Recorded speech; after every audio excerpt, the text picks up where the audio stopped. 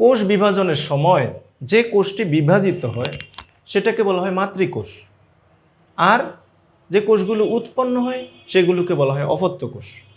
আমরা লক্ষ্য করি এটা একটা কোষ, এই কোষটা বিভাজিত হলো, উৎপন্ন হলো দুইটি কোষ, এই কোষটি এবং এই কোষটি উৎপন্ন হলো।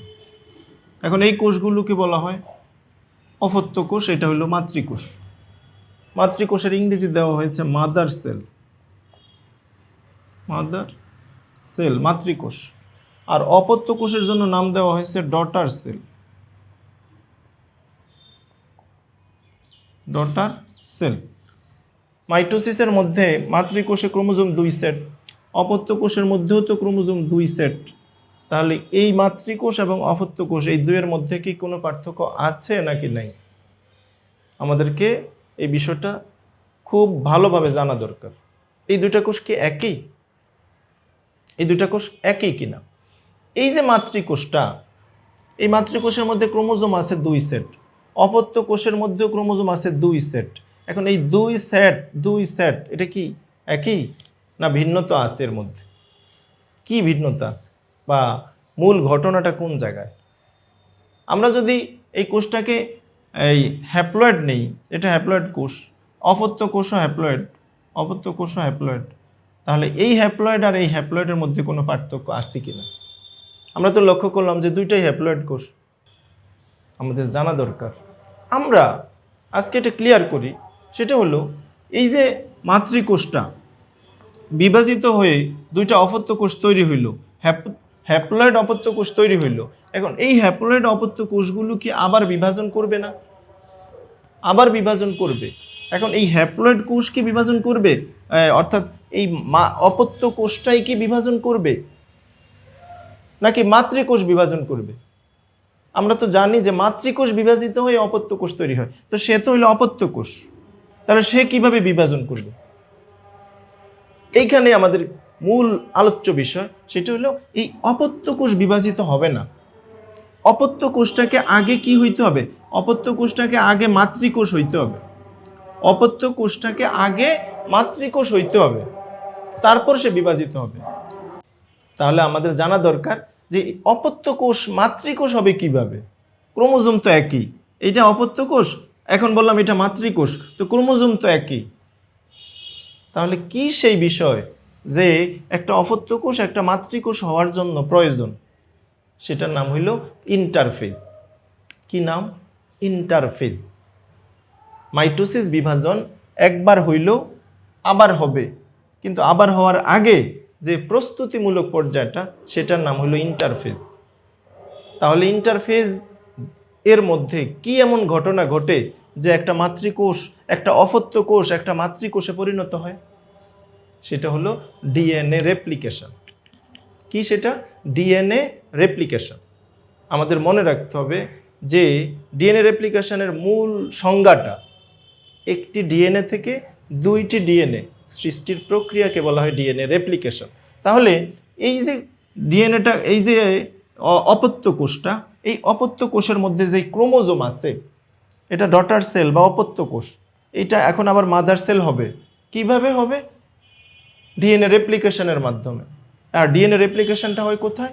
ইন্টারফেজের মধ্যে, কোষের প্রস্তুতিমূলক পর্যায়ের মধ্যে। তো এইখানে যে ক্রোমোজোম আছে, এই অপত্য কোষের মধ্যে যে ক্রোমোজোম আছে, সেই ক্রোমোজোমগুলোর মধ্যে ডিএনএ একটি করে থাকে। অপত্য কোষের ক্রোমোজোমের মধ্যে একটা করে ডিএনএ থাকে। এই যে মাতৃকোষটা, এই মাতৃকোষটার ক্রোমোজোমের মধ্যে ডিএনএ থাকে 2টা করে। মাতৃকোষের ক্রোমোজোমের মধ্যে ডিএনএ থাকে 2টা করে। একটা ক্রোমোজোম, তোমাদের মনে আছে বিষয়টা, যে একটি ক্রোমোজোম, এই টোটালি একটি ক্রোমোজোমের একটা সেন্ট্রোমিয়ার থাকে এবং তার মধ্যে এরকমভাবে 2টা ক্রোমাটিড থাকে, 2টা ক্রোমাটিড থাকে। একটি ক্রোমোজোমের মধ্যে লম্বালম্বিভাবে 2টা ক্রোমাটিড থাকে এই মাতৃকোষের মধ্যে। এরপরে এই ক্রোমার সেন্ট্রোমিয়ারটা ভেঙে যায়, ভেঙে গিয়ে যে 2টা অপত্য ক্রোমোজোম যখন তৈরি হয়, 2টা অপত্য ক্রোমোজোম যখন তৈরি হয়, সেই অপত্য ক্রোমোজোমের মধ্যে আর 2টা ক্রোমাটিড থাকে না, একটা করে এই ক্রোমাটিড থাকে। আর আমরা জানি যে এই প্রত্যেকটা ক্রোমাটিডের মধ্যে একটা করে ডিএনএ আছে। প্রত্যেকটা ক্রোমাটিডের মধ্যে একটা করে ডিএনএ আছে। তাহলে মাতৃকোষের মধ্যে যে ক্রোমোজোম থাকে প্রত্যেকটা ক্রোমোজোমের মধ্যে 2টা করে ডিএনএ থাকে।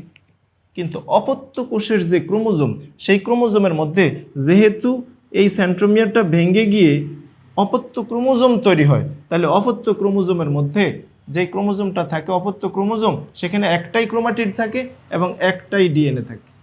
অপত্য ক্রোমোজোমের মধ্যে একটাই ক্রোমাটিড থাকে, একটাই ডিএনএ থাকে। এই যে কোষের মধ্যে যে ক্রোমোজোম সেগুলো তো অপত্য ক্রোমোজোম, সেই অপত্য ক্রোমোজোমের মধ্যে ডিএনএ একটাই থাকে। বুঝতে পারছো? তাহলে মাতৃকোষের যে ক্রোমোজোম সেই ক্রোমোজোম মাতৃকোষের ক্রোমোজোম মাতৃক্রোমোজোম, যেখানে ডিএনএর মধ্যে যেখানে ক্রোমোজোমের মধ্যে ডিএনএ থাকে 2টা, কিন্তু অপত্য কোষের ক্রোমোজোম অপত্য ক্রোমোজোম, সেখানে ডিএনএ থাকে একটা। অপত্য কোষের ক্রোমোজোমে ডিএনএ থাকে একটা। এখন এই অপত্য কোষটা আবার যখন বিভাজন করতে যাবে তখন প্রথমে তাকে মাতৃকোষে রূপান্তর হইতে হবে। কিভাবে? সেই ইন্টারফেজের ডিএনএ রেপ্লিকেশনের মাধ্যমে। অর্থাৎ এই একটা ডিএনএ থেকে এখন আবার রেপ্লিকেশন করে 2টা ডিএনএ তৈরি হবে। তখন ওই মুহূর্তে যখন মাতৃকোষে পরিণত হবে তখন ওই মুহূর্তে আবার সেই একটা ক্রোমোজোমের মধ্যে 2টা ডিএনএ তৈরি হবে। এখন একটা ডিএনএ থেকে 2টা ডিএনএ তৈরি হওয়াকেই কি বলা হয়? DNA replication. এখন এই ডিএনএ রেপ্লিকেশন হওয়ার মাধ্যমে এই অপত্য কোষটা মাতৃকোষে পরিণত হবে এবং তার মধ্যে যে ক্রোমোজোম থাকবে সেই ক্রোমোজোমের মধ্যে এরকমভাবে 2টা ডিএনএ থাকবে। 2টা ডিএনএ থাকবে। তখন তার নাম হবে মাতৃকোষ। কখন? যখন তার ক্রোমোজোমের মধ্যে 2টা ডিএনএ থাকবে। ঠিক এই কোষটা, এই অপত্য কোষটা, সেও তো মাতৃকোষ হবে। সেও কি হবে? মাতৃকোষ হবে।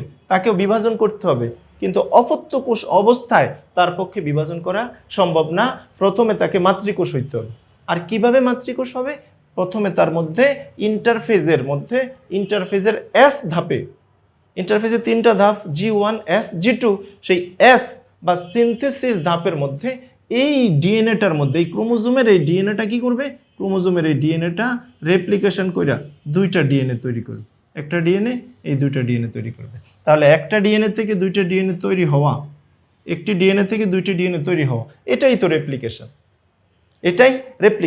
আর এই রেপ্লিকেশন যদি না হয় তাহলে অপত্য কোষ মাতৃকোষ হবে না, বিভাজন হবে না।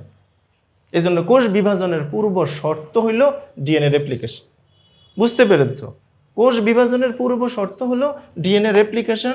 ডিএনএ রেপ্লিকেশনের মাধ্যমে একটা ক্রোমোজোমের মধ্যে 2টা ডিএনএ তৈরি হবে। একটা ক্রোমোজোমের মধ্যে 2টা ডিএনএ তৈরি হবে। এরপরে এই কোষ বিভাজন হওয়া সম্ভব, কারণ এখন কোষের মধ্যে মাতৃক্রোমোজোম তৈরি হয়েছে। কোষটা মাতৃকোষে পরিণত হয়েছে। ক্রোমোজোমের মধ্যে কি হয়েছে? ডিএনএ রেপ্লিকেশন হয়েছে। ক্রোমোজোমটা মাতৃক্রোমোজোমে পরিণত হয়েছে, কোষটা মাতৃকোষে পরিণত হয়েছে। এখন সম্ভব যে সে এখন আবার বিভাজন করবে। বিভাজন কইরা 2টা কোষ তৈরি করবে। সে বিভাজন কইরা 2টা কোষ তৈরি করবে। কিভাবে? কারণ এখন আবার সেই মাতৃক্রোমোজোম অপত্য ক্রোমোজোমে পরিণত হবে, মাতৃক্রোমোজোম অপত্য ক্রোমোজোমে পরিণত হবে। যেই কোষ ছিল এখানে ক্রোমোজোমের মধ্যে ডিএনএ 2টা ছিল, এখন সে ক্রোমোজোম নিয়ে আসবে অপত্য ক্রোমোজোম নিয়ে। তাহলে অপত্য কোষের ক্রোমোজোম, অপত্য ক্রোমোজোম, এইভাবে অপত্য ক্রোমোজোম, অপত্য কোষের ক্রোমোজোম, অপত্য ক্রোমোজোম। ক্লিয়ার হয়েছে তোমাদের?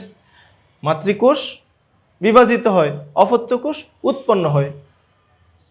মাইটোসিসের মধ্যে বলা হয়েছে মাতৃকোষে ক্রোমোজোম সংখ্যা যা, অপত্য কোষে ক্রোমোজোম সংখ্যা তা। এর অর্থ এই না যে মাতৃকোষের ক্রোমোজোমের গঠন যা হবে অপত্য কোষের ক্রোমোজোমের গঠনও তা হবে। সংখ্যা ঠিক আছে। আমাদের মাতৃকোষে ক্রোমোজোম 46টা, অপত্য কোষে 46টা। কিন্তু এই 46 আর এই 46-এর মধ্যে পার্থক্য কি? মাতৃকোষের ক্রোমোজোমগুলোর প্রত্যেকটার মধ্যে ডিএনএ থাকবে 46। মাতৃকোষের প্রত্যেকটা ক্রোমোজোমের মধ্যে ডিএনএ থাকবে 2টা করে, আর অপত্য কোষের প্রতিটা ক্রোমোজোমের মধ্যে ডিএনএ থাকবে 1টা করে। আমরা মনে হয় বুঝতে পেরেছি যে 2n কোষ বা ডিপ্লয়েড কোষ থেকে অপত্য যে 2টা ডিপ্লয়েড কোষ তৈরি হয়, তো ডিপ্লয়েড ঠিক আছে, ক্রোমোজোম 2 সেট ঠিক আছে, কিন্তু ক্রোমোজোমগুলো মধ্যে 1টা করে ডিএনএ থাকে। অপত্য কোষের মধ্যে 1টা করে ডিএনএ থাকে। এটা হ্যাপ্লয়েড কোষের বেলায় হবে, ডিপ্লয়েড কোষের বেলায় হবে, ট্রিপ্লয়েড কোষের বেলায় হবে।